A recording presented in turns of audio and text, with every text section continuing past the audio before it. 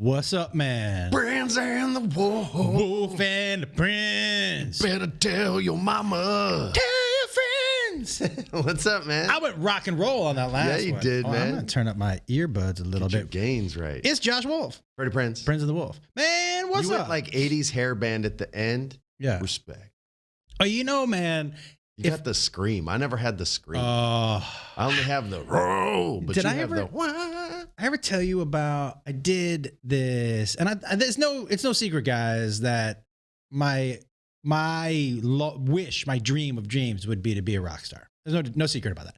90% of comics, by the way, Agreed. Same dream. There is a show in town called the Goddamn Comedy Jam, where you get to go up and do 7 minutes of material, and then you get to choose whatever song you want to sing with the band. I've heard of this. The very first time I did it, I did Wrecking Ball by Miley Cyrus, but we did a punk version. There is video of this. Yes, there is. Is it on your YouTube channel? I don't think so. You need to put it on one of your things because it's great. Yeah. I've seen it with you. Black tape over my nipples, leather pants, and we went punk version of Wrecking Ball. You had him at black tape over your nipples, bro. Yeah. Post that. I got to tell you something right now. You know what I don't think I really understood? How much it would hurt to take electrical tape off your nipples. You got a hairy chest? I got sensitive nipples. Well, we all have sensitive nipples. I'm saying, yeah. Is there hair on the chest as well? There's hair, not that much. There's hair around the nipple. So it hurt. Oh. Didn't think that one through, buddy. No. I thought it was going to be funny. And got then them tender nips. This is when I was still drinking, by the way.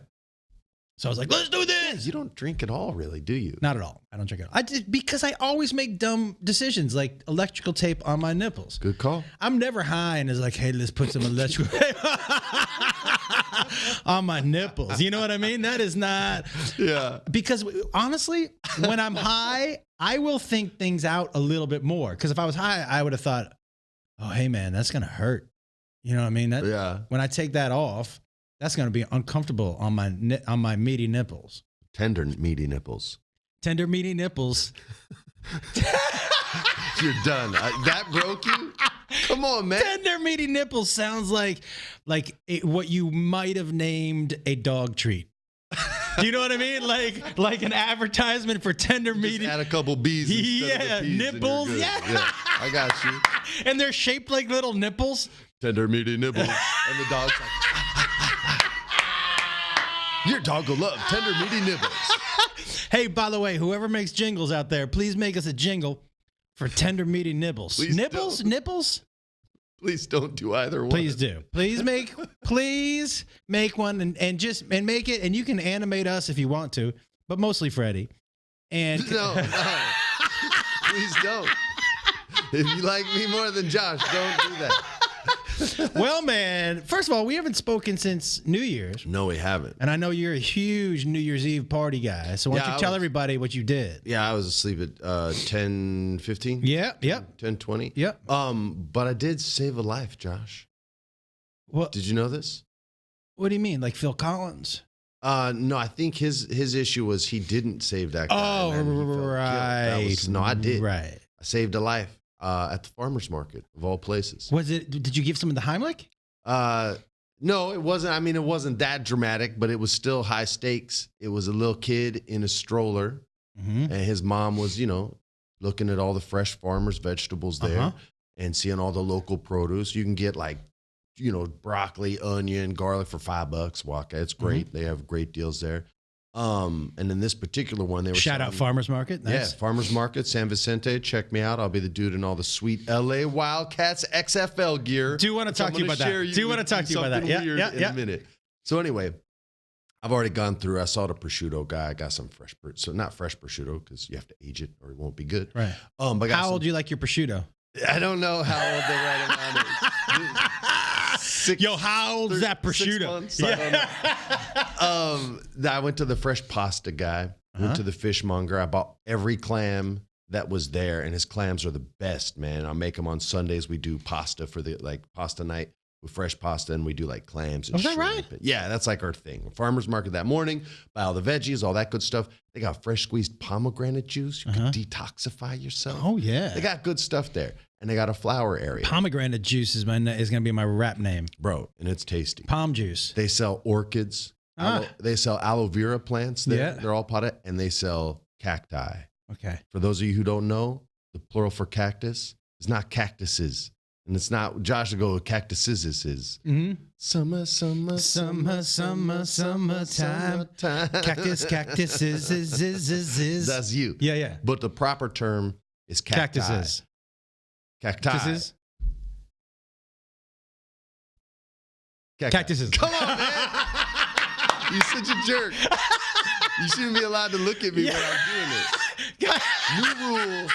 When we do the podcast, you got to face that way. I face this way. We don't look at each other until the end of the show. Okay, ready? You just read the board. So anyway. Cactuses. They also sell cactuses. And I just tap out. I can't beat you. Yeah. You have too many brothers. And, I'd say cactuses for the next hour if I had to. I know you know that, That's right? why I tapped out. Yeah. Don't beat a man when he's tapped out. I tapped out. And you're holding the submission extra long. Like Tito Ortiz. You're the Tito Ortiz of our podcast. I'm just some random victim they threw you. It's funny.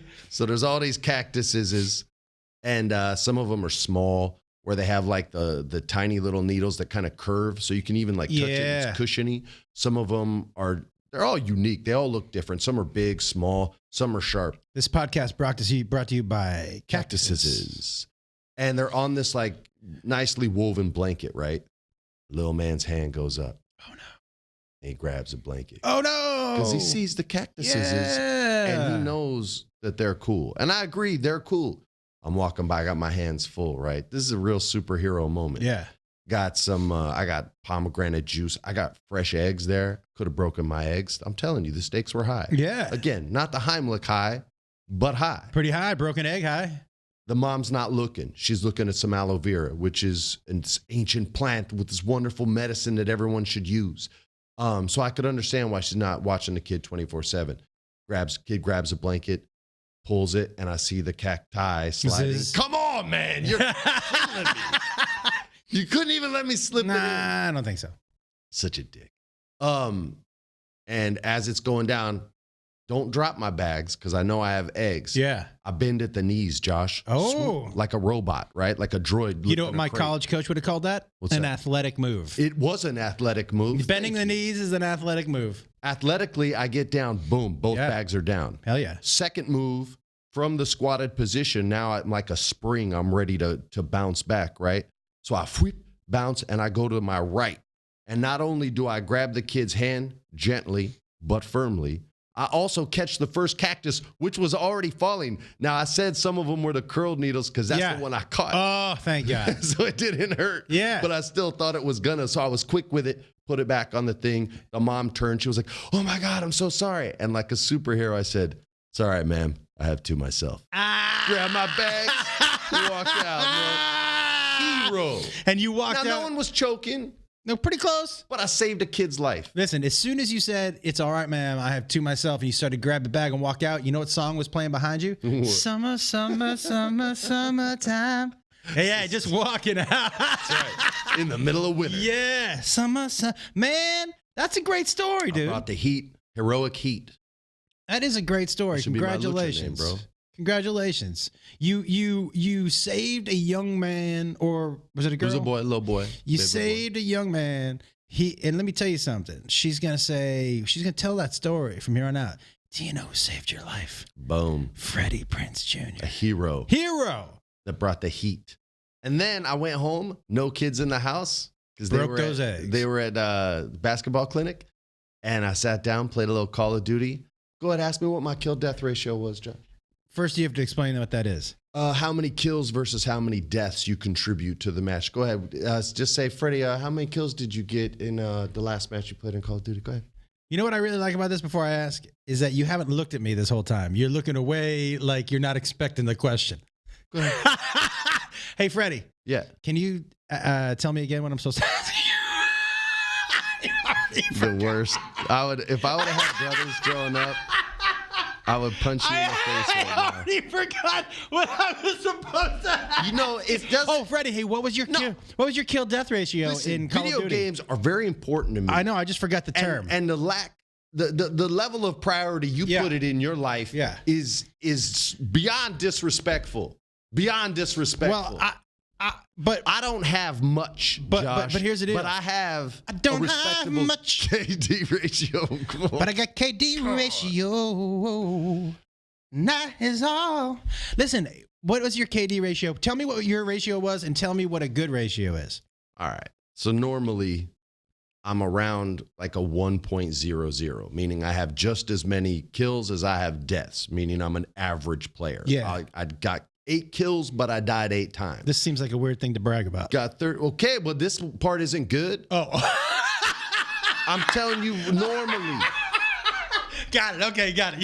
You're making it so much. This is a wonderful moment, and you're making me feel terrible about myself about a moment that was supposed to feel good. No, it does feel good. I just want to understand it. Normally, I'm an average player. Okay. Not something I would brag about. We agree on that, jerk face. God. Good Lord. So I sit down, no kids. Got the music up loud, surround sound, no headphones. Can I ask you what music you listen to when you play Call of Duty? This is no music. This is just their sound and environment. You can hear people's footsteps coming up, and I want to be able to hear that. Music would distract me from it. Do you ever listen to music when you play games? Certain games, but not Call of Duty, because there's live players. And like Sea of Thieves, I'm rocking music the whole time. What do you rock? 90s hip hop? No, I'm usually like 80s Hall & Oates, like out of touch, out of time. I love that, dude. I go crazy for Hall & Oates. Out on the Seas? You're a rich girl. Telling you and Billy Ocean, like that's the playlist on YouTube. It's just Hall & Oates and Billy Ocean. That's what I don't know why. That's what I like playing Sea of Thieves. We should bring over some pastel pinks and some yellows and hang out. We get some Kajagoogoo on there near the end. We'll rock it. I get knocked down. So I'm doing like 11 and 11, 11 and 8. Hey, a positive kill death ratio, 11 kills. That's when I'm feeling myself. That's normally what I do. Get in this game. I only play hardcore mode, which means less radar ability to see where your enemies are coming. And also bullets, when they hit you, you die. Like it's not like taking 5 rounds in a regular game. You get hit and boom, that's a wrap. So I just like that mode more. It just seems purer to me. And I'm an older guy, so I just like that. So anyway, I'm in the game. And like I said, I'm around average. Get in this lobby, and it's on this old map. This old map that your boy knows from a Call of Duty they made a long time ago called Modern Warfare. And the name of the map is Crash Down. And it's like a helicopter that's crashed in the Middle East, and there's buildings around it, and everyone takes high and low positions, and they just try to work each other. But your boy knows this map. And your boy gets in this house, and I have 2 Claymore mines. Can I ask you a question? Go ahead. Does this map, so if there's some younger cats, say like my son likes to play Call of Duty, is this old enough to where the younger guys don't know this map? They might not even know about it. Now, it's been made available in other games, but only through like downloadable content, like extra stuff you would download. So I have this map wired. I get in the first house. Right away, I'm looking through this window at this huge 3-story building and a little concrete fence next to it. And I know dudes kind of like to peek over that fence and get shots. But your boy got to his spot first. I'm sitting there. Josh, I shit you not. Dude's head went into the red dot of my sight. I didn't even have to move the gun. Ping, first kill, headshot. And it says first kill, Cheeks Jr. I'm like, oh, all right, fuck yeah. Before I can even go, yeah, okay, fuck yeah. Another guy jumps up. I just shift to the left. Pop, pop, pop. He's dead. Nobody else even gotten a kill yet. Your boy's got 2. Now shift to the right. But don't they know where you are? They might. They may not. You know what I mean? Like you get killed, you don't see where it happens. There's no kill cam like there used to be. You're just dead. Oh, yeah. I think I remember watching. Back in the old days, you would see what you could they see who saw. killed you. Yeah, not in this one. So now I move to another window, and way down the road, I see another little smaller 2-story building, but I see a dude's reflection from his scope, and he shoots first, and I barely move. I take a hit, and I'm almost dead. I drop to my belly, wait till it like kind of heals up, and I crawl across the floor. When I pop up, there's 2 dudes now coming in to kill me, but they don't see me. I popped up, right? So they're running on the ground. I'm above them. Bang, bang. They're both dead. I go to the other window. Sniper's still there, but he's looking where I was, not where I am. Bang. I get this fool. I get radar now at this point. I call in a radar. My whole team can see. Josh, by the end of the match, your boy had 27 kills, and I died 1 time, bro. That's amazing. 1 time. And you stayed in the same spot? Pretty much. I died once, and it spawned me on the other side, so I went to the small 2-story house where the sniper was and finished on that side. Does your guy, when you have games like that, does he get better in the game? Yeah. So as you level up and the more kills you get, the more positive things you do, is the more experience you get. At a certain amount of experience, you advance to the next level. And that gives you access to better weapons. It gives you access to different weapons. It gives you access to landmines, grenades, flash grenades. And are some of these people, say the people who are really good at the game, is 27-1, is that something they do on a regular? They would respect that. They would respect that. There's cats. And now this is just team deathmatch. There's other game modes where people put up 40 kills because it's just more chaos, right? Yeah. But in a regular team deathmatch match, that is crazy respectable. Like there's not a gamer out there that would be like weak. And if they did, they're being funny and being a jerk. Man. Like you. I have to tell you, that was my Sunday. Saved a kid, saved the world. What did you do? Save the cheerleader, save the world. I watched Heroes. Did you watch Heroes when it was on NBC? Yeah, I did. Me too. You know what? I didn't finish. I think I only watched the first season, and then in the second season, it got kind of off track for me. And I agree with that, but that first season I loved. I thought the first season was great. Yeah, I forgot about that show. Oh, it had Hayden Panettiere and really it had expensive Milo. show Yeah. for them to make. I think that was one of the main reasons why. I thought it was super cool though. I agree with you. You know, a lot of these shows. My big problem with television shows now, in general, and shows like that, and it's especially the hour shows, is that because they assume, and I don't think that the HBOs and the Netflixes do this, especially Netflix. Sometimes you'll watch a Netflix show and the first 2 or 3 episodes, you're like, nothing's happened yet. Because they allow you to immerse yourself in the world and get to know people. This is the beauty of streaming versus linear TV. I think the television, that first episode hooks people because they know they have to, but they force so much into, like, what happens in one episode used to happen in 6. So by the time you get to the second season, the storylines are so unbelievable because they've packed the first season with everything they had to get you to watch a full first season with commercials and all that other shit. So what you're saying is 100% what every showrunner in this town hates about this business. And you have experience in this. So This isn't just philosophy. This is you speaking from experience. And I'm glad you brought this up. Network TV has huge rules where you have to know everything about the protagonist in the first episode. And every showrunner said the same thing. If you make him perfect and we know everything right away, then there's no reason to watch him after that. And another thing, go ahead. Well, and what I don't like about the way the networks are doing their shows is they treat the audience like we're stupid. Like, I need to know everything right now or I won't be able to follow it. Sometimes you should be like, sometimes you watch those Netflix shows and you're like, I have no idea why that's happening, but I know I will find out. So back in the day when all these studios got bought up by bigger companies, like Seagram's bought Universal, AOL bought Warner Brothers, Sony bought, so they all bought someone, right? They all started bringing in analytics and using these analytics and things like, well, people only watch 1 out of every 4 episodes. So that's why we have to tell what happened in episode 1 all over again in episode 4, because they might have missed it. And that's what became like the Law and Order format was, okay, we're not going to deal with that anymore. So it's just a different story. It's never ongoing. Yeah. Because people got sick of trying to write this linear story that would flow because 20 minutes of it was notes from an executive saying, who had no business really even being an executive, because this was more when it became about bean counting and less creative, saying, oh, don't forget you have to remind the audience of this, that, this, and this. And the writers would be like, yo, their actions are demonstrating that. Can we please work on some new stuff here? And reward the people who watch every week. You know, the one thing I loved about Friends more than anything is they had a couple of recurring jokes. Yeah, yeah. And every time Ross said we were on a break, everyone knew what it meant. And you rewarded the audience for being a fan. Yeah. It made you feel good. Subconsciously, you were like, I know what that means. That's why I've fallen in love with The Mandalorian so much on the Disney Plus app, the new Star Wars show.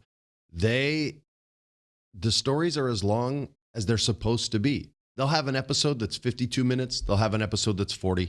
Yeah. They'll have an episode, and it's like Favreau's like, look, the story took this long. It's this many pages, so the story's that long. Yeah.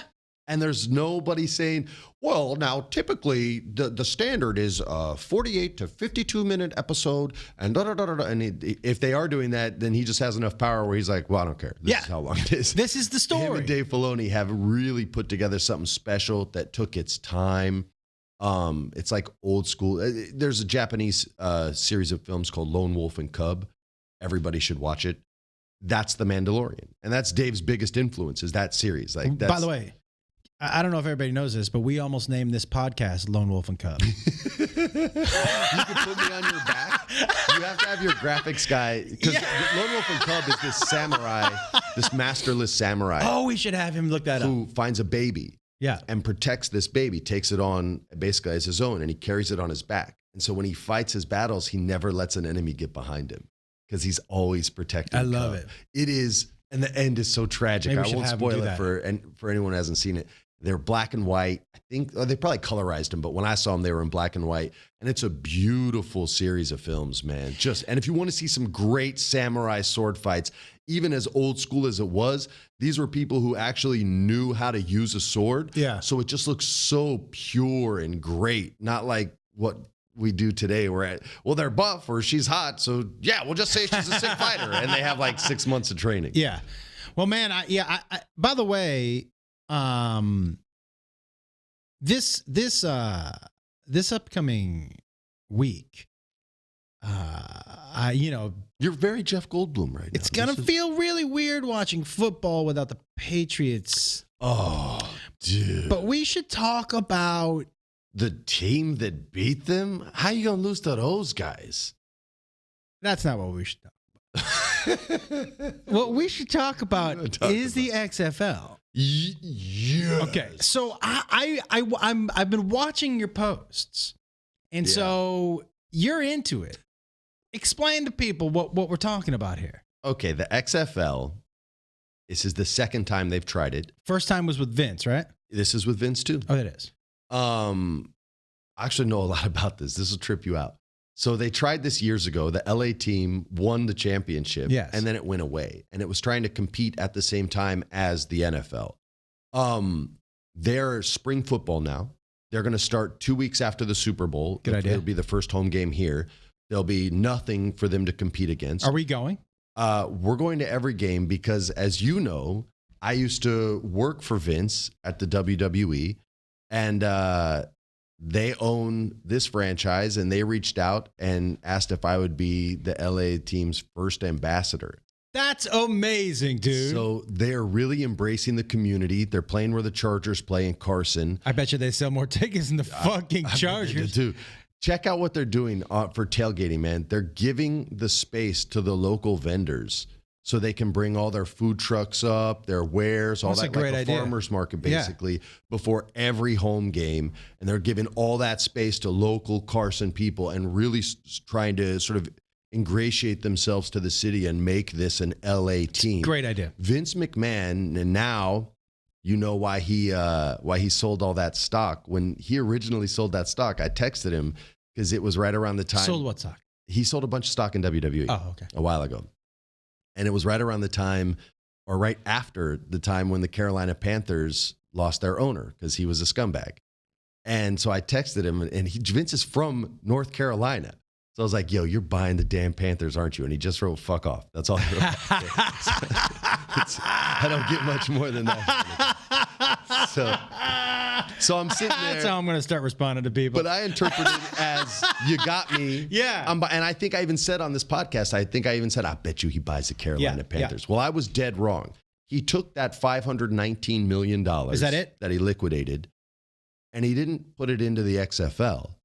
He put it into the insurance plan for all the players of the XFL. Guaranteed it. It's already there.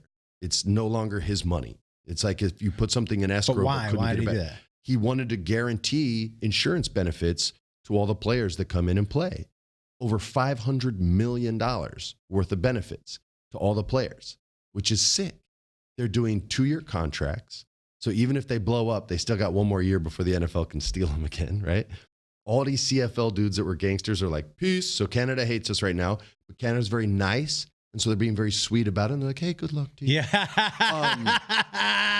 The LA, totally. dude, the LA's, they're the Wildcats. Their offensive line, the shortest guy on the line is 6'7", and no one's under 300 pounds. And so they look like me. Run the ball everywhere. The first game is in Houston against the Roughnecks. Have they drafted a team? Yes, they've already, and this is why it's going to be better, I believe. Who's the quarterback for LA?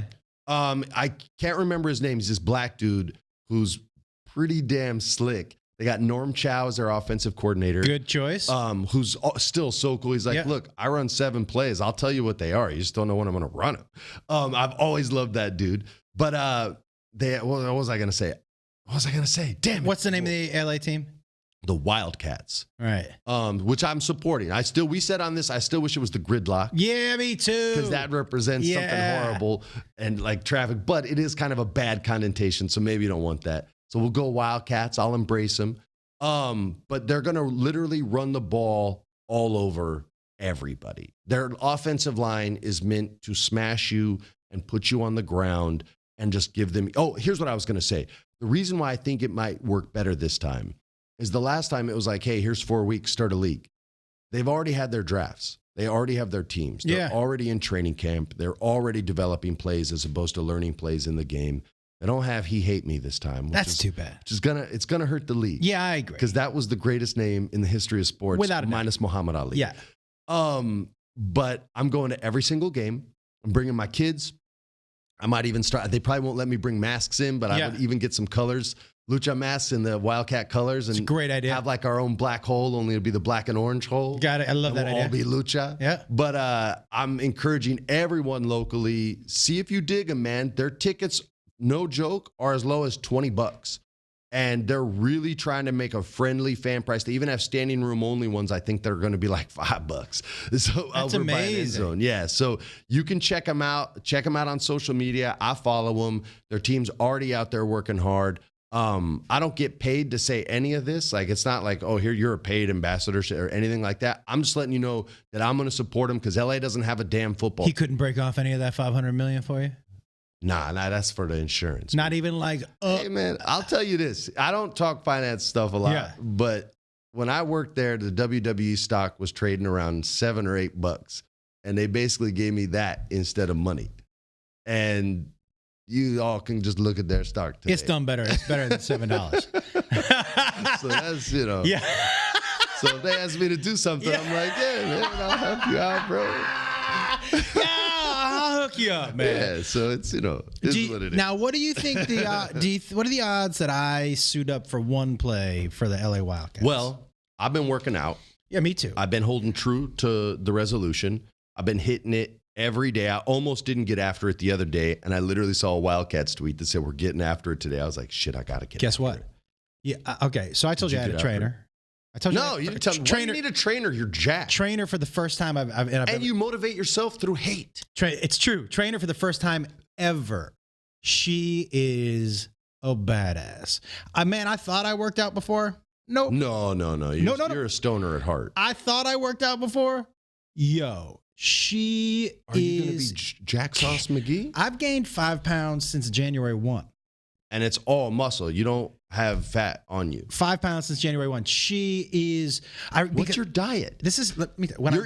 You are eating well. Yes. It's not just working out. No, but you know what? Here's the thing. What I was doing. Because I wasn't working out as hard as I think I probably should have. I just wasn't eating as much because I was not hungry. Yeah. But man, 5 pounds since January 1. The goal. Wait, it's only January 7th. Yeah. You sure you just didn't drink a lot of water? 5 pounds. Of water? Maybe. Have you pissed today? Oh, I haven't pissed since January 1. Should I? No, you're good. I'm just trying to bulk up. Dude, you're going to be jacked. If you're working hard like that, because trainers, the right trainers will kick your ass. She has no problem with calling me a pussy. Good, I like that. Which I like. But she also, I think, listen, guys, I'm going to go ahead and say even though pussies are very strong. I'm going to say it's controversial. Ready? I think women are better teachers. I think women are better instructors. I think, and so when I get trainers. Yeah. I don't. Right? Is that even debatable? When you say anything. Oh, okay. Sorry. So everyone whose feelings got hurt, fucking sorry. So and fuck you.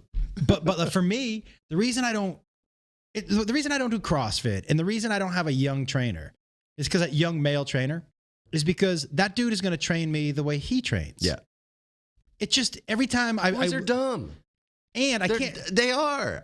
The reason I can't do CrossFit. A lot of jacked 25-year-olds. Yes. I would never work out with them, or I would be hurt every week. Because I'm constantly going to be competing with him, and he's going to be competing with you even sometimes. So and that's why I can't do CrossFit. I went to one class. And there will be one trainer who's going to hit us on Twitter and be like, "Hey man, my ego's not in. Respect to you." Good. But all the ones I've met, me too, are pretty. Except one. This one dude who was in the Army. His name was Cody.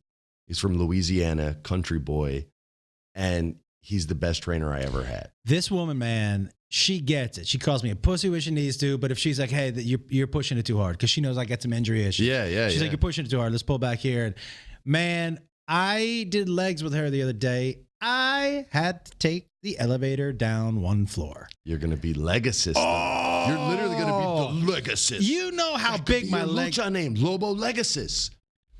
And you have jacked legs. You'd always show them off. You wouldn't wear pants. You'd wear like the tight tights. Show like off Ken. The jacked legs. I could show off. I could show off my calves. Yeah, dude. Guys, there's a dude who works here. Hey, Ken. Tell everyone about Ken. Ken.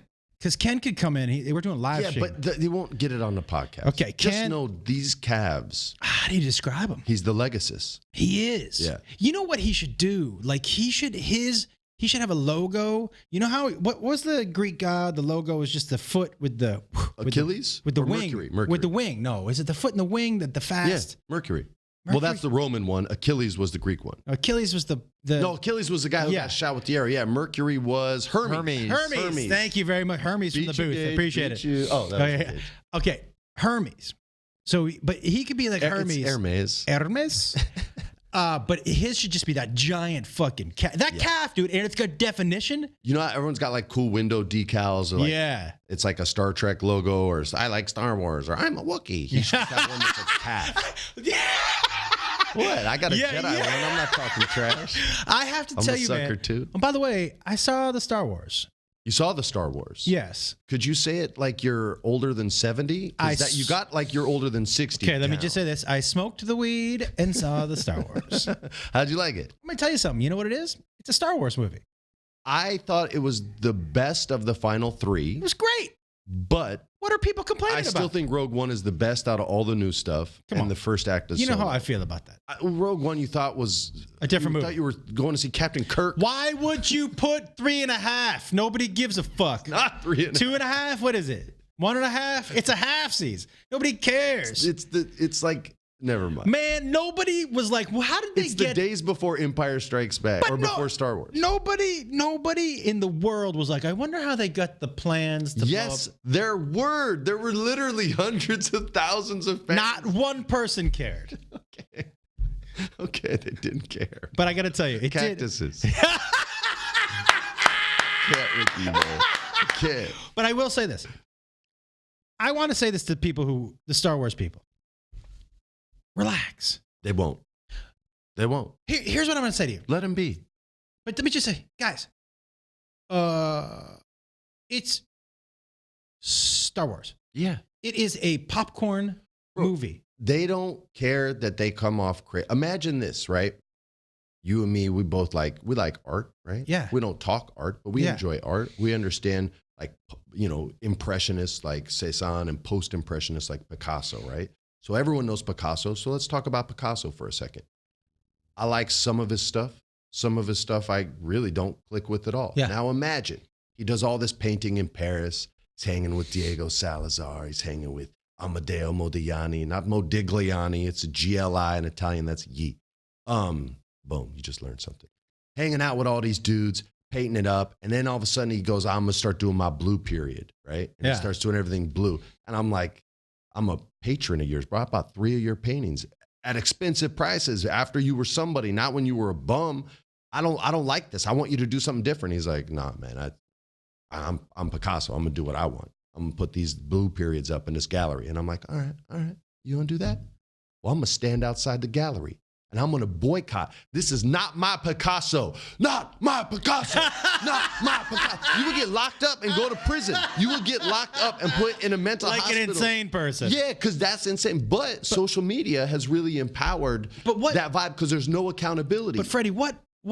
You don't have to get up and go to the gallery. You can do it from your own home. I don't understand what is the issue for this particular film. What are people's what are they what is the problem? Their way. They're just Burger King fans. They just want it their way. But like what part?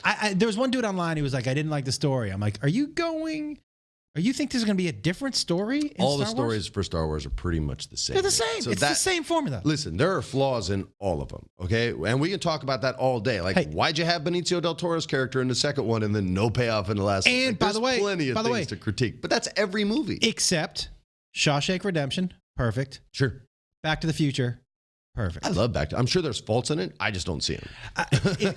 What do you think? Okay, this is a great conversation for us. When you're saying perfect movies for you, where you didn't see for me, Shawshank was a perfect movie. Mm-hmm.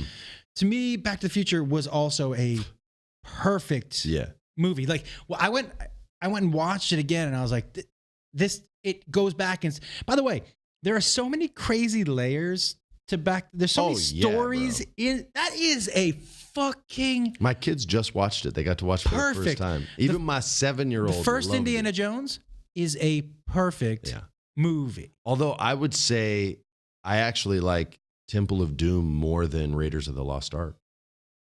I really do. That opening sequence where they go out the plane in the life raft, I literally was like, I've never seen anything like that in a movie before, and it grabbed me. But if you want to do my perfect movies. But can I tell you, by the way, just real quick? What? Low key, wanted me to tell you my biggest crush as a teenage boy, low key. Kate Capshaw? That woman who plays Indiana Jones's love interest in the first Indiana Jones. Oh, Karen. She was Karen Black. Not Karen Black. She was a horror movie. And she was Carrie. It's Carrie or Karen. She was so I'm your goddamn partner. She was so cute. Like she had this cute girl next door. But I remember the first time I saw her, I was like, she was great in that. She was a solid actor. Did a lot of serious movies. She did. What was some of the other good movies she did back there? Oh, he's gonna pull them up. I think she did. She was in a bunch. Yeah, she did a bunch of dramas. She was always in like serious movies. Yeah, I loved her. Perfect movie for you. The first one, which is the easiest one, is The Goonies. Yeah, I watched that the other day too. No matter when you watch it, it holds up. Yeah, I agree. It's scope, it's intimate, it's action, it's adventure, it's also kids, it's grown-ups. It has zero fat on it. None. Zero fat. All the actors are perfect. Was Corey Feldman a better child actor than a grown-up actor? Well, I think life and choices and circumstance affected his ability to get opportunities and to care as much.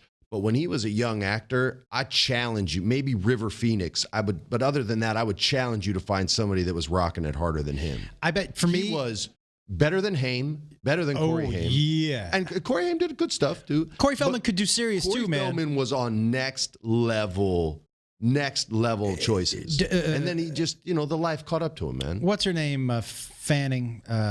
Dakota Fanning? If I was going to do my favorite child actors of all time, Dakota Fanning. Really? I love her, man. I thought she was so good in everything. She played, for me, she was more natural than almost anybody I'd seen at her age. But Corey Feldman. I don't know if she would even make my list. We should. That's our Mount Rushmore. Child actors. Okay. All right. So give me, what are the perfect movies? All right. So Godfather 2 for me, perfect movie. It's what made me fall in love with the Italian culture. It made me legit try to learn the language. And I fell in love with that kind of a story. I think anyone who has a Godfather complex kind of gravitates towards that. And isn't it crazy? Didn't De Niro win an Oscar for speaking in a different language? Yes. Yes. That's kind of crazy, right? Yeah, man. Yeah. Flawless. I don't know if it was flawless because I don't speak old That's why Sicilian. it seemed flawless to us. Yeah, but he was money. Okay. Everybody was money in that movie. Godfather 2? Yeah, I fell in love with that. Okay. I fell in love with that. Can Goonies, I put even, this sounds random, but Goonies I put even higher than Godfather 2. Yeah. Because Godfather 2, there's days where I'm like, even if it's on, I'm like, I'll watch a little bit. Yeah. But if Goonies is on, I'm watching it till the damn thing's over. I agree. No matter what point of the movie it's in. I agree. Can you think of any recent movies that you were like, this is, or is it all nostalgia for us, you think? It's nostalgia for me. I think once we're out of the key demo and we're not relating to the protagonist as much as we used to, then it's harder for me to go, that's a perfect movie. I don't go in there with a business perspective. I really try to just go in, not even seeing a trailer, and say, what do you got for me? I honestly am going to tell you this is going to sound, but I thought the first Toy Story was perfect for me. Yeah, like I walked out of that first Toy Story, I'm like, that was a legit funny. I like Shrek a lot more than the Toy Story series. And I think I'm probably in the minority on that. No, Toy I Story don't think so. Did it for me? Really? Yeah, I just never. Which part of It didn't click. It didn't click. They're all good. Yeah. I'm not saying they're bad movies. I just was never like, that's my thing. Go Woody. Yeah. You know what I mean? Like where I'm always like, go Shrek, go Donkey. You know what I mean? Well, Eddie Murphy also. Oh, that's cheating. Did you watch the Eddie Murphy SNL? Yo. And I got another thing for you. I know we've talked about him doing stand-up. Yeah. I want to get back into it a little bit because I'm scared. I don't want him to do stand-up. I don't want him to. You're afraid. Man. You're afraid it's going to be like Joe Namath playing for the Rams. Yeah. Let me just say this. Eddie Murphy has more talent in the pimple on his asshole than his asshole's clean. I saw it the other day. Than his pinky. Yeah, there is one there. Yeah. Why'd you see it the other day? Oh, we were just talking about assholes. And he just was like, hey, you want to see mine? He said, you want to see a perfect one? Oh, got it. I was like, I don't believe they exist. I was wrong. And he was wrong, yeah. If somebody had a perfect asshole, I would go Beyonce and you're Eddie weird Murphy. shit. Yeah. Okay, so, but I know how rusty I am after a month. Okay. And I feel rusty. Now, it may not seem rusty to other people, but I feel clunky. Okay. It's been 30 years. Yeah. Okay. Times have changed. Styles have changed. Expectations are, because listen, that'll be the one where I start to say, okay, but the other stuff, I feel he's so savvy and smart. He's going to have contemporary writers. There's no doubt about that. But okay. When you say Eddie Murphy comedy, right? It's like you're talking about Babe Ruth and Paul Bunyan. Because he had the purple suit or the red suit. And that's what you see. And it's never going to be that. But it doesn't have to be that. But you know how people are. It's gonna be a ton of people. It's not Chappelle. He's no Bill Burr. You know what I mean? And it's unfair because I hold him in such high regards. To me, it'll be unfair for him to be pushed through the same filter. Let me throw this at you. First of all, I don't think it's going to be like when they remade. I don't think it's going to be terrible, dude, because he's Eddie Psycho Murphy. with Vince Vaughn and Anne Heche. I agree. Right? Where you're like, come on, man, this is horseshit. Yeah. I think he has had so much success.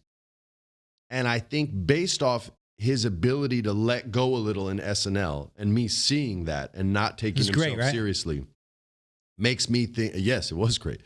Makes me think he's sharp enough and is in a better place. Like when Richard Pryor said, I already got my check, so let's just enjoy whatever the fuck happens. I think he's at a place where he gives less fucks than he used to. And I'm saying he used to really care what people thought. Big time. He went through that thing right around the same age when you were going through that thing. So it doesn't matter how high your success is. I think at a certain age, we doubt ourselves a little bit. But I think he's through that. And that SNL kind of showed that to me. The only thing I was like, oh, he's too old to get out the window. He's got to go out there. Mr. Robinson, that was money. But I'm not as nervous as you. I believe things can evolve and change, just like Star Wars has evolved and changed. The younger people may not click with him as much as they did, and they're the most vocal on social media. So there'll be a lot of, oh, you're not as good as Chappelle, and Burr, your time's done. But I think his original fan base is going to be pleasantly surprised, or like me, I expect it to be high level. I really think it will. Now, his content will be way different. He's a father 10 times. How many kids he got? 5 kids? I have no idea. But like, also, how are they going to do this? I'm not as scared as you, but you're in it. So that's why I think. I hold him in such high regard as a performer that I'm nervous. I'm nervous for him. Dude. I'm nervous for him. Bro, he's had #1 movies multiple times. I know. By the way, he's had 2 of the best specials ever. He's even had a pop hit that was probably got as high as at least top 10. You know what I mean? Like, yeah. With Party All the Time. So he's massively successful. Do you remember that came out? And he's reinvented himself successfully even after failures. I challenge everybody, by the way. Hey, can you tell us what time it is? I can see it. I'll tell you. I challenge everybody. Got like 10 minutes. Ready for this? Go Google Eddie Murphy on YouTube, reggae. You know he tours in a reggae band? No. Yeah. Can you pull up Eddie Murphy reggae? He did that. There was a terrible single he did with Shabba Ranks back in like the 90s where he's like, Shabba. And Shabba's like, and does his thing. And I was like, yo, what are you doing? My girl does not want to party to this song at all. Here we go. Eddie Murphy. Oh, look at the headdress he's got on. That's gorgeous. Yeah, man. There he is. No sleeves. No. Playing guitar. And playing man. guitar. He's the man, dude. I love Eddie Murphy. Hit me with, we're going to do our What you got? Mount Rushmore of what we consider to be perfect films. I thought we were doing child actors. Oh, child actors. My fault.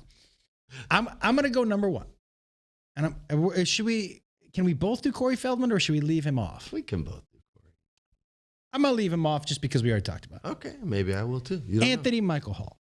Oh, dude, you're just coming out the gate with a straight gangster. On the telephone. Yo, his Weird Science performance should be all you need to bring to the table to show that guy's range of being a victim and his most insecure and at his most confident all in the same movie. And then throw in 16 Candles. Yeah.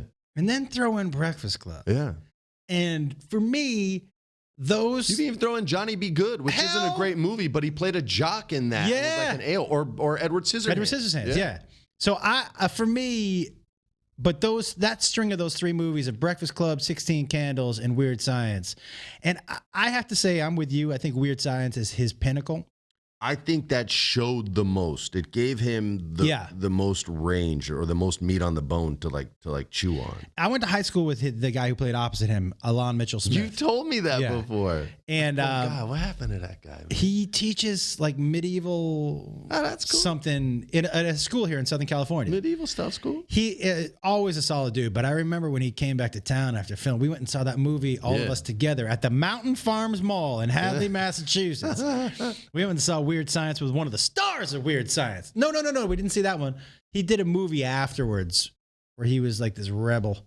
A rebel? Yeah. With that hair? He didn't have the rebel hair. Oh, no. Or the attitude. No, he was a sweet boy. Yeah, but Weird Science. Weird Science. So Anthony Michael Hall, my first one. All right, so my first one I think will surprise you.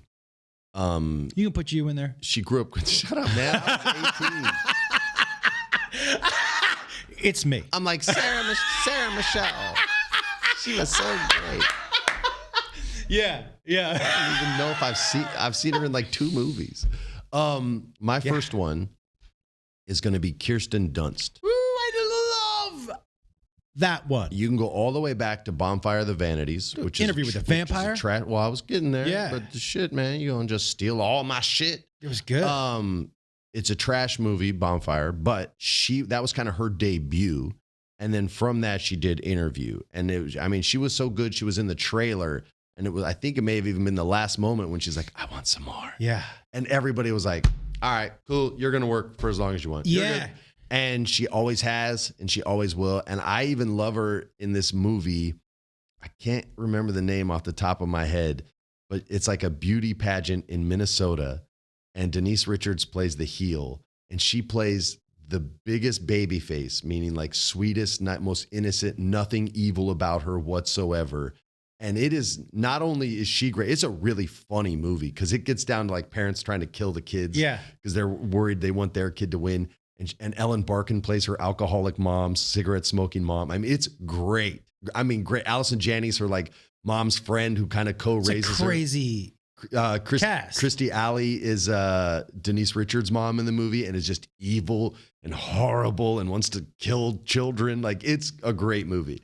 But she crushes in that, and you just see her from as evil can be to as good can be. And so that'll be my number one. We used to call her Kiki in acting class. I want to tell you something right now. And this is, if we're speaking crushes, the woman that I mentioned, but Kirsten Dunst, man.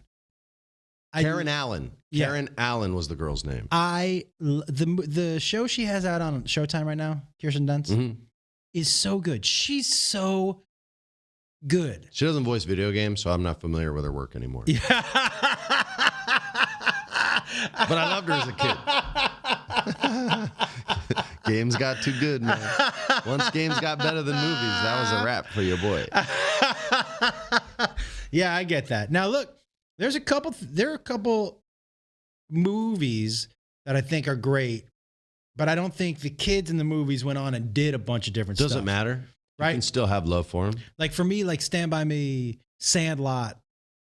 But Stand By Me, that cast all kept working. Yes. Will worked. He went on to Next Generation. Yep. Corey worked. River worked like crazy till he passed on. And Jerry O'Connell was the fat kid. He always worked. But did they work? Let me ask you, this is what I want to know about the rules. You could pick all four of them for your Mount Rushmore. I'd be like, yeah, that's a perfect list. But did they work more as kids? Are we doing just kids or them as kids in their whole careers? Do you know what I'm saying? All those guys were kid actors. You can even go back as, what was that? Little Nikita with River Phoenix when he was like 16, 17 and found out his parents are KGB agents, right? Oh, my God. Corey, we've already discussed. Jerry, outside of that, I don't know. So that might be the one. And Will always worked as a kid. He was even Daryl. Remember the robot boy? Daryl. Oh, that's right. He played the pole position race car game and broke all the records because he was like hacking. Yeah. So 3 of the 4 for sure. And I'm pretty sure Jerry's always worked. You just didn't recognize him because he went from that fat kid to this buff, jacked 6'3" dude. So everyone's like, dude, that was you? Yeah. But on the inside, he's still a sweet fat kid. He's a really nice guy. He is, dude. He's super nice. For me, I have to throw Dakota Fanning in there. Yeah, I really big love for the fans. I really love her. Anything that she did. I think the only time I clicked with her was the Denzel one where he has to protect her. Man on Fire. Yeah, but even in that, there were a couple moments where I felt like she was doing it the way Denzel told her to do it and hadn't made it her own yet. And I think it's hard for kid actors to stand behind their own. Yeah. There are a couple times where it sounded like Denzel was like, yo, you need to do it like this. And she's like, okay, I'm going to do it like that. Oh, yeah. Which is fine, but it became less organic to me. I just love how natural she was. And she, as a child, if a kid never takes you out of the movie, they've done a good job. If a kid can apply life experience without having any, that's a special actor. And Corey was able to do that. Like, he just seemed older beyond. Like, you watch Goonies, and you're like, dude, this guy's already been through rehab. He must be 36 years old, not 100%, 13. 100%. All right, so that leads me to my next one, Drew Barrymore. I was going to do that, yeah. Ha, ha, ha. Yeah. I stole one of yours. Yeah. So she was phenomenal as either a victim in that she was like this lost little blonde girl, and I feel like Wilford Brimley or Nick Nolte finds her or something. I don't remember. It's from the way 80s to Firestarter and then all the way through. So her work, and she's a generation kid too. E.T. So she had to grow up quick. Yeah, she had to grow up quicker than most because her father was in the business. She grew up around these actors. She's able to apply much more, I think, probably because of that. And I think she has to be on every list. She was top shelf though. So that's my next one. Yeah. Again, she did exactly for me what Dakota Fanning did, which is she's natural and she never pulls you out. You believe everything she does. Absolutely everything. All right. So you took her too? No. Oh. Now listen, I don't know how old this kid was. I don't know his name. And I don't remember the name of the movie. So you're going to help me out. But it was a movie with Paul Rudd and William Scott, Tommy. You know that dude who's got 9 first names? William Sean Scott or something like William Sean. I think it was called, what was that movie where they... Talking about Role Models? Role Models. My buddy wrote that. That little black kid. Oh, he was great, man. That dude was money. What was that little black kid's name, man? Yo, he, to me, was the funniest part of that. That kid was money. And some of his comebacks, you could tell, those were his comebacks. Maybe he just owned it. I don't know. What my man, I read that script because my buddy wrote it. He did the rewrite on the one that made it to theaters. And what he wrote is pretty spot on outside of some of Paul's stuff. What'd you got there? Bobby J. Thompson. There you go. He played Ronnie. Come on. Sean William Scott. I mixed it up. I said Sean Scott Williams. To me, that little kid, man. You love this kid. Holy shit. You're not going to remember his name at the end of this Never. podcast. But I remember him. He made me laugh over. And I was like, damn, that is funny. And he was sarcastic. And his timing was good. And it's not easy to say the lines that he said at his age without trying to make them funny. Yeah. That's why, for me, and whatever, I think comedy is harder than drama because when you see the line, you think, oh, that's going to be funny. Always harder. You try to put something on it instead of letting the words be funny. Yeah. You know? It's easier to get insecure about a scene where you have to make people laugh than one where you have to make them cry, I think. I think so, too, because in your brain, if you don't get the laugh reaction that it's brutal. Brutal. And more for you because you're a comic, but it's brutal for everyone. Yeah, it's brutal. But for me, that's why, because when he was saying those, and those were not easy insults for a child to have it flow out of his mouth. And I don't know if you've seen him outside of that. I don't think I have, or if I have, I just didn't recognize. Man, I think where he interviews some people and he gives it to people. He fucking gives it to you. So for me, I love that kid. All right. You gonna say Shirley Temple? No, I'm not gonna say Shirley Temple. I'm 43. Get out of here, man. She was working before there were talkies. Yeah, man. You were so incredulous when you said that. I'm 43. I had to watch one of her movies because my mom made me. It sucked ass, so I never watched anything she did ever again. And I'm friends with guys like Dule Hill who hate her style of tap dancing because they just made it white and goofy instead of hoofing like Savion Glover and Gregory Hines and those guys. Yeah, so I have no love for Shirley Temple. All right. No love? None. It's for real. Hey, listen. None. I don't care about her. None. The Shirley Temple Twitter fans are going to come at you hard. Bring it. I'll even take a Roy Rogers drink over a Shirley Temple drink. Oh, shit. You Shirley Temple? You think the Beehive is rough? Wait till Shirley. Wait. The Temple Towns? The Templeonians. The Templeonians. Bring it, Templeonians. The Templeonians are going to get on their walkers. Are y'all as tall as she was or even shorter and weaker? Oh, shit. Talking shit on Shirley Temple. You know who else hated her? Betty White. Oh, and she was alive to know her back then. They started at the same time. That's right. Yeah, they went to auditions together. You know who's still rocking it? Betty freaking White. She was cooler than Shirley Temple. Hey, Templeonians. Eat that dick right there. Take it. Yeah, take that shit. Take it. All right, my third. Templeonians. He has always been great. Still working today. I'm sitting right here. No, you weren't working as a kid, sucker. But he does come from a big family, just like you. Donny Osmond. No, I don't know if he's an actor, but this was a child. Oh yeah, I guess maybe it's a kid. But again, this is like Shirley Temple times before I was born, even though he's way younger than her. But anyway, you've seen him in movies, seen his brother in movies. Hold on. It's not one of the Phoenixes? No, his brother's even more famous than him.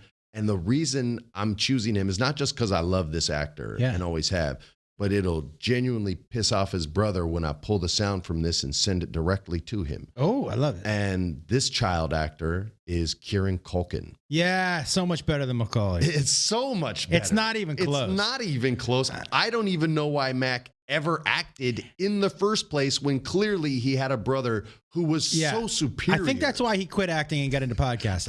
I think that's exactly the reason why. I actually remember the day he saw, I think it was probably Kieran and She's All That saying fresh cracked pepper. Yeah. And Mac was like, you know what? You know what he did? I'm done. You know what he did? I'll tell you what he did. Paris. He put on those bunny ears and he was like, I'm a podcaster now. From now on. That's how superior He chased him. Kieran is to Macaulay. Yep. Maybe I should say that again. That's how superior, I'm losing the words to describe the level between the two. I don't think talent. I don't think you're losing the word. I just don't think there has been a word invented to define a gap that big. Yeah. Like that. Exactly. It seems like, and here's the thing, like, I feel like Kieran probably should just next holidays just get Macaulay some acting lessons. That would be a nice stocking stuffer. He could personally coach him. Oh yeah, that's a good idea. He'd give him some personal coaching. Yeah. I think Kieran, if he coached all of us, would be a little better. Succession, if you're not watching it, it's the best show on television. Yeah, you're fooling around if you're not watching, and you're missing out because it's not just because I think he's the best thing on it. I think every actor on there is killing it. It's the best show on television. And by the way, I was on Lights Out with David Spade last night. Oh, cool. And they brought up at the Golden Globes, which I didn't watch. They brought up by the way, Ricky Gervais, I did see he kills. He crushed it. He's always been that good. Crushed it. But a lot of dudes are wearing tinted glasses now for like prescription glasses, tinted. And I have to get glasses. And I was thinking I was going to go tinted prescription. What do you think? Not sunglass, but tinted. Is that a rough? Who did you see that had him? Mostly old people. Brian Cox. All right. Jack Nicholson's always done it. Yeah. Tinted windows don't mean nothing. They know who's inside. I don't know if you're old enough to. Yeah, you got to be a little older, right? You have to behave a little older. Yeah. And I don't know if you're ever going to get there. No. I think you can stick with the women's sunglasses. Yeah, I think you're right. Psychotic as that sounds. Yeah, no, I think you're right. If you were like 65, I think is the soonest you can do it. Yeah, I think you're right. Got to wait, brother. Sorry, man. I don't mean to. So you got to wait 6 years? It's a little longer. Yeah, it is. Old enough to forget. Okay, my last. Yeah, what you got? Favorite child. Okay, so this is tough for me because Sean Astin was in maybe my favorite child movie of all time, but I don't know that he was my favorite person in that movie. Like Henry Thomas was Elliot, but he's not on my list. I'm going to throw somebody in there who, just for me, I just love. I think is an underrated. This is not going to be popular. But I think this person is an underrated actress. If we're following the entire career, I think she's done things throughout her entire career that don't get enough credit. But I love Martha Plimpton. She's great, man. Listen, man, I'm gonna tell you something. The characters that she has to play are not easy to play. She's not playing the love interest. No, and she makes the friend interesting and always has. Yes. Yeah. And that's why for me, like she did an episode of Law and Order Criminal Intent. Dude. And she was spoiler, she was the killer in it, but she was so good. What? And then go watch Raising Hope. Yeah. And so for me, but her characters are never easy to play. This is going to sound terrible. But I think when you are when you're incredibly good looking, you're not asked to do a lot sometimes, except, hey, just be pretty. Yeah. You have to be incredibly good looking. Be sensitive that's about the that's the most important part of this character. Pretty people don't struggle as much as everyone else. Yeah. You don't have to be sensitive. And because we need you to be pretty, that's a really important part for this character. Yeah. For when Martha plays characters, they're like, a lot of it is like, hey, what are you going to bring to this? And by the way, she's an attractive woman. Yeah. I'm not saying right, but what are you going to bring extra? And so she brings all the extra. And that's why she'll always work. I find her to be so, guys, and you can, whatever, I find her to be so talented. So for me, I always loved watching her. And her in Goonies, I loved her in Goonies. I was going to put the little Asian kid. Sure, the dude who played. Come on, man. Data? Come on, Data. So that guy's actually a fight choreographer in the business. Yeah, now. So I was going to put him because that role is one of my favorite. But I just love Martha Plimpton so much. Okay. So Martha. My last one's also a little bit, might seem a little weird and fishy, but you'll understand the philosophy at the end of it. The Horse Whisperer, Scarlett Johansson. And okay, that may have been, and some people that I left off, like Christina Ricci, and there's some people in there who aren't going to make the list. But here's why I've always loved Scarlett Johansson. She was giving an adult performance in that movie. There was nothing childlike about her. It was almost disconcerting. Yeah. Anna Paquin's not making the list either, and she was a great child actor. She won an Academy Award. So we left Corey Feldman, Corey Haim. Well, you made us leave. Corey but here's why. Watching what she's become from there, and I want you guys to understand. River Phoenix, we're leaving off. Well, yeah. I want you guys to understand the level of adversity that she's had to deal with from this business. She was given great opportunities. I'm not trying to say she's had it tougher than any actor out there. But when she was coming up, her and Ewan McGregor did a movie called The Island. I remember that. And they're both great in it, okay? And the story's actually pretty good. The third act, there's not much dialogue, so it kind of falls apart there. And they relied more on CGI, and I think that's probably why the movie failed, and marketing. But a story came out, and producers of the film said, the reason the movie failed was because we bet on the wrong star. We bet on Scarlett Johansson and Ewan McGregor, and they're not stars. And I was reading this article, and I literally was like, this dude's fucking crazy. Like, I've never heard anyone say so, like, just shit on the leads of their film like that. I was like, I don't even remember who it was who produces. Probably some hugely successful guy. But I just remember going, oh, fuck. And her career, I'm not joking, after that movie, no one wanted to hire her. No one. She had to go and audition, like early call auditions. Not, hey, you're going to test for this. No, you have to baseline audition, then get a call back. Then you'll test against 3 other girls. And then if you're good enough, we'll see. And you better be hot when you grow up. Now, she turned into someone that this business would define as hot. So that's going to give her opportunities. And you've seen some of those fail and some of those succeed.